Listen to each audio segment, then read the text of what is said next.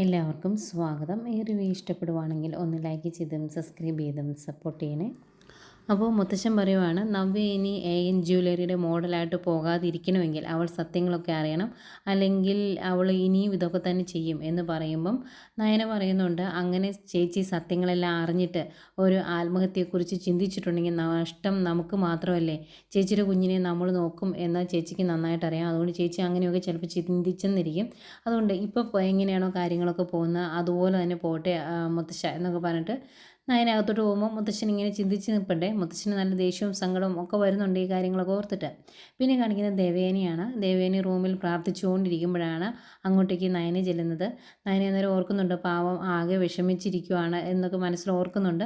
അത് കഴിഞ്ഞ് ഓടി അടുത്ത് വന്നിട്ട്, അമ്മ പ്രാർത്ഥിക്കുമായിരുന്നോ? അമ്മയുടെ പ്രാർത്ഥന ഏതായാലും ഈശ്വരന്മാർ കേട്ട് കേട്ടോ, ആദർശേട്ടൻ വിളിച്ചായിരുന്നു എന്ന് പറയുമ്പോൾ, വിളിച്ചായിരുന്നോ, എന്നിട്ട് അവൻ എന്താ പറഞ്ഞത് എന്ന് വയ്ക്കും.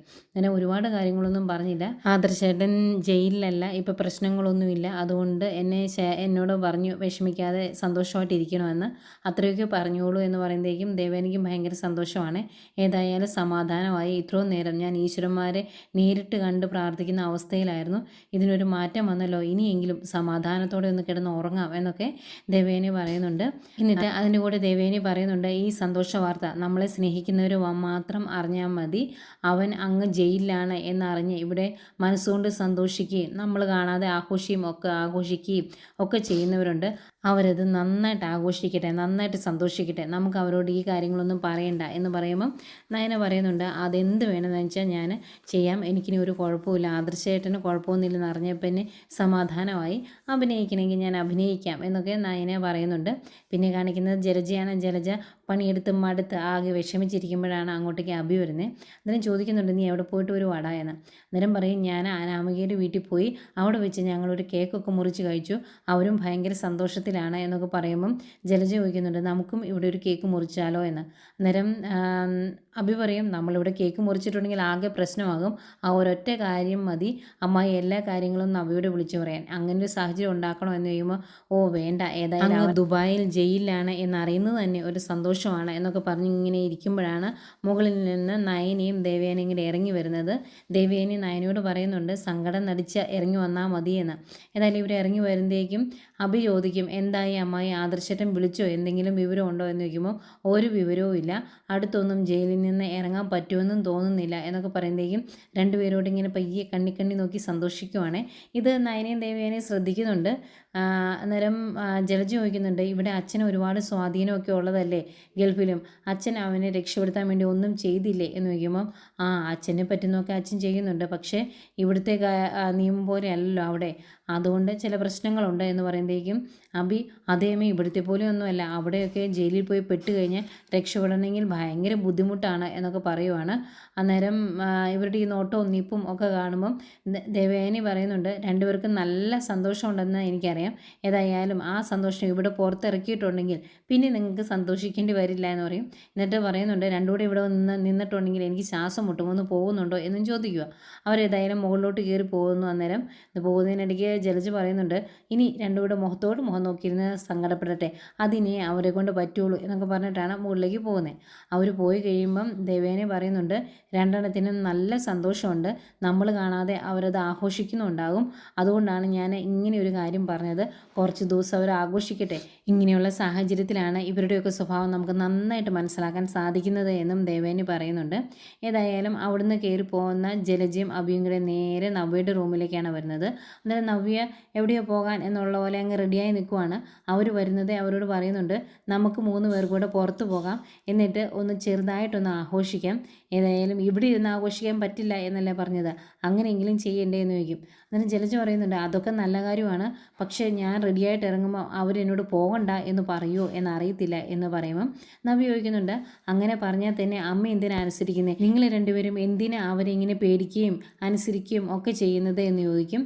അന്നേരം അഭി പറയുന്നുണ്ട്, കണ്ടോ അവൾ പറഞ്ഞു കേട്ടോ, അവളുടെ കയ്യിൽ ഇപ്പോൾ ഇഷ്ടം പോലെ പൈസയുണ്ട്, ഇപ്പോഴും മോഡലാകാൻ വേണ്ടി പലരും വിളിക്കുന്നുണ്ട്, അതുകൊണ്ടാണ് ഈ ഒരു ധൈര്യം എന്നൊക്കെ പറയുമ്പം നവ്യ പറയുന്നുണ്ട്, പിന്നെ ഇഷ്ടം പോലെ ആൾക്കാർ വിളിക്കുന്നുണ്ട്, നല്ല എമൗണ്ട് തന്നാൽ മാത്രമേ ഞാൻ അഭിനയിക്കാൻ വരുവുള്ളൂ എന്ന് പറഞ്ഞ് പിടിച്ചു നിൽക്കുവാണ് എന്ന് പറയും.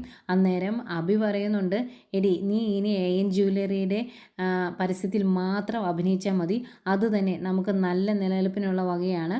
ഏതായാലും അവരിവിടെ ചൂടുറപ്പിച്ചു കഴിഞ്ഞാൽ ഞാനും കൂടി അവരുടെ ജ്വല്ലറിയിലേക്ക് വരും, പിന്നെ നമുക്ക് മനസ്സമാധാനമായിട്ട് ജീവിക്കാൻ സാധിക്കും.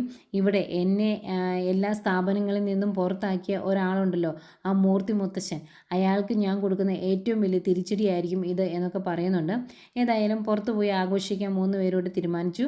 പെട്ടെന്ന് റെഡിയായിട്ട് വരാമെന്ന് പറഞ്ഞ് ജലജയും പോയിട്ടുണ്ട്. പിന്നെയും കാണിക്കുന്നത് നന്ദുവിനെയാണ്. നന്ദു ഭയങ്കര സന്തോഷത്തോടെ ആദർശ് പുറത്തിറങ്ങിയ കാര്യം നയനെ വിളിച്ചു പറഞ്ഞത് കനകയോടും ഗോവിന്ദനോടും പറയുവാണ്. അവർക്കും ഭയങ്കര സന്തോഷമായിട്ടോ. അന്നേരം നന്ദു പറയുന്നുണ്ട്, ഈ കാര്യങ്ങളൊന്നും വേറെ ആരോടും പറയണ്ട എന്ന് നയനേച്ചി പറഞ്ഞുവെന്ന്. അന്നേരം കനക പറയുന്നുണ്ട്, അത് നേരാണ് ആദർശമോൻ അങ്ങ് ജയിലിലാണ് എന്ന് കരുതി ഇവിടെ കുറേ പേര് നന്നായിട്ട് ആഘോഷിക്കുന്നുണ്ടായിരുന്നു. ഞാൻ നവ്യെ വിളിച്ചപ്പോൾ നവ്യ എന്നോട് പറയുക, അവളുടെ അഭിയോട് ചെയ്ത തെറ്റിൻ്റെ ഫലമാണ് ആദർശ് അനുഭവിക്കുന്നതെന്ന്. ആദർശ് മാത്രമല്ല മോളും എന്ന് പറയുവാണ് നന്ദു. അന്നേരം നന്ദു പറയുന്നുണ്ട്, ഞാൻ തെറ്റ് ചെയ്തിട്ടില്ല എന്ന് എനിക്കറിയാം. ഏതായാലും ഞാൻ ഇങ്ങനെ കിടന്നിട്ട് പോലും ചേച്ചി ഇങ്ങോട്ട് വന്നില്ല. അത്രത്തോളം ചേച്ചിയുടെ മനസ്സിൽ ദേഷ്യമുണ്ട് നമ്മളോടൊക്കെ. ചേച്ചി സത്യം അറിഞ്ഞാലേ അതിനൊരു മാറ്റം വരുവുള്ളൂ എന്നൊക്കെ പറയുന്നുണ്ട്. പിന്നെ ഗോവിന്ദൻ പറയുന്നുണ്ട്, എന്താണെന്ന് പറഞ്ഞാലും ആദർശ് പുറത്തിറങ്ങിയപ്പോൾ മനസ്സിന് ഭയങ്കര ഒരു സന്തോഷമുണ്ട്. ഇവിടെ ഇരുന്നുകൊണ്ട് മൂർത്തി സാറിന് അതൊക്കെ ചെയ്യാൻ പറ്റിയല്ലോ. മൂർത്തി സാർ അത്ര നിസ്സാരക്കാരനല്ല എന്ന് എല്ലാവർക്കും മനസ്സിലായില്ലേ. ഇവിടുത്തെ പോലെ തന്നെ അവിടെയും നല്ല പിടിപാടുണ്ട് മൂർത്തി സാറിന് എന്നൊക്കെ പറയുന്നുണ്ട് കേട്ടോ അവർ. പിന്നെ കാണിക്കുന്നത് നയനിയാണ്. നയനിയും ദേവേനയും ഇങ്ങനെ ഇരുന്ന് ആദർശിനെ വിളിക്കുവാണ്. ആദർശ് പറയുന്നുണ്ട്, ഇനിയിപ്പോൾ ഇവിടെ പ്രശ്നങ്ങളൊന്നുമില്ല, അത്യാവശ്യം കാര്യങ്ങളൊക്കെ ഒതുക്കിയിട്ട് ഞാൻ അങ്ങോട്ട് വരും എന്നൊക്കെ പറയുന്നുണ്ട്. അന്നേരം ദേവേനെ അടുത്തിരിപ്പുണ്ടല്ലോ, അതുകൊണ്ട് നയന പറയുന്നുണ്ട്, ആദർശനെ ഏതായാലും എത്രയും പെട്ടെന്ന് ഇങ്ങോട്ട് പോരെ, ഇവിടെ അമ്മ അടുത്തിരിപ്പുണ്ട്, അമ്മയോട് കൂടി സംസാരിക്കാൻ പറയുവാണ്. അങ്ങനെ ദേവയാനയുടെ കയ്യിലോട്ട് കൊടുക്കും ഫോൺ കൊടുത്തു കഴിയുമ്പോൾ, മോന് എങ്ങനെയുണ്ട്, നിനക്ക് പ്രശ്നങ്ങളൊന്നും ഇനി വരികയല്ലോ എന്നിങ്ങനെ പറയുമ്പോൾ, ഇല്ലമ്മേ ഒരു പ്രശ്നവുമില്ല, മുത്തച്ഛൻ്റെ സ്വാധീനത്തിൻ്റെ ആ പവർ ഞാൻ അറിയുന്നത് ഇപ്പോഴാണ്. മുത്തച്ഛൻ അവിടെ ഇരുന്നുകൊണ്ട് എല്ലാ കാര്യങ്ങളും ചെയ്യാൻ സാധിച്ചു. ഏതായാലും എനിക്കും ഇപ്പം ഇത്തിരി സമാധാനമായി എന്നൊക്കെ പറയുവാണ്. അന്നേരം ദേവേനി പറയുന്നുണ്ട്, ആരൊക്കെയോ നയനമോളെയും വിളിച്ച് പറഞ്ഞായിരുന്നു നീ ജയിലിലാണെന്ന് പറഞ്ഞായിരുന്നു, അത് മോൾക്ക് ഭയങ്കര സങ്കടമാക്കി എന്നൊക്കെ പറയുമ്പം ആദർശ് ചോദിക്കുന്നുണ്ട്, അതാരാ പോലും അങ്ങനെ വിളിച്ചു പറഞ്ഞത്. ഏതായാലും എന്നെ മാനസികമായിട്ട് തകർക്കാനാണ് പലരും ശ്രമിച്ചത്.